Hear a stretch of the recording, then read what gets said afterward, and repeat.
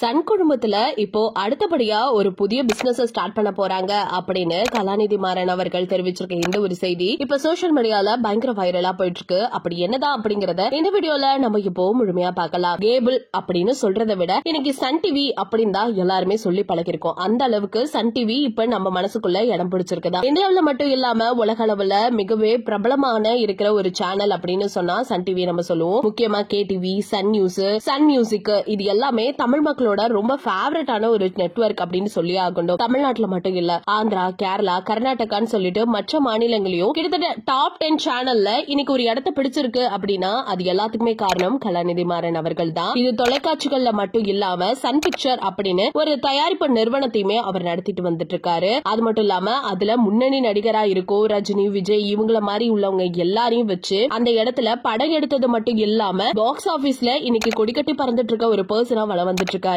இப்படி சன் குழுமம் அடுத்தடுத்து ஒரு லெவலுக்கு போய்கிட்டு இருக்கும் பொழுது இப்ப தொழிலதிபரான கலாநிதி மாறன் என்ன முடிவெடுத்திருக்காருன்னா சன் குடும்பத்தை இன்னும் பெருசா கொண்டு போகணும் அப்படிங்கிற வகையில இப்ப புதுசா ஒரு சேனலை இன்ட்ரோடியூஸ் பண்ண போறாரா. இந்த செய்தி சோசியல் மீடியால கேட்டோன்னா ரசிகர்களுக்கு மத்தியில பெரிய ஆர்வமா இருக்கு. என்னவா இருக்கும் அப்படின்னு சொல்லிட்டு, அதாவது ஹாலிவுட் படங்களை பாக்குறதுக்கு இன்னைக்கு மக்கள் எல்லாருமே ஒரு பக்கம் தத்தளிச்சுட்டா இருக்காங்க. சில பேருக்கு படத்தை பார்க்கணும் அப்படின்னு நினைச்சாலுமே அந்த மொழி புரியாது. அதனால தமிழ் டப்பிங் செஞ்சு அதை எல்லாத்தையுமே ஒரு சேனல் மூலமா டெலிகாஸ்ட் பண்ண போறாராமா. அது மட்டும் இல்லாம இதுக்கான காரணங்கள் என்ன அப்படின்னு கேட்டா, ஹாலிவுட் படங்கள்ல ஆங்கிலத்துல பாக்குறத விட தமிழ்ல பார்க்கும்போது ரொம்பவே ஃபன்னா இருக்கும், வித்தியாசமா இருக்கும். அந்த வசனங்கள்லாம் டப்பிங் செய்யும் பொழுது பாக்குறதுக்கு ரொம்ப ரசிக்கக்கூடிய வகையில இருக்கும். இப்படின்னு நிறைய விஷயங்கள் சொல்லிட்டே போலாம். தமிழ் டப்பிங் செஞ்சு அதை டெலிகாஸ்ட் பண்ண போறாரா. அது மட்டும் இல்லாம இதை பாக்குறதுக்கு இளைஞர் மட்டும் இல்லாம குடும்பத்துல இருக்கிறவங்க, குழந்தைங்கன்னு சொல்லிட்டு எல்லாருமே கண்டிப்பா ரசிச்சு பாக்குறதுக்கான வாய்ப்புகள் நிறையவே இருக்குன்னு சொல்லியிருக்காங்க. இதனால முறைப்படி சன் குடும்பம் என்ன பண்றாங்களா ஒரு முடிவு எடுத்திருக்காங்க.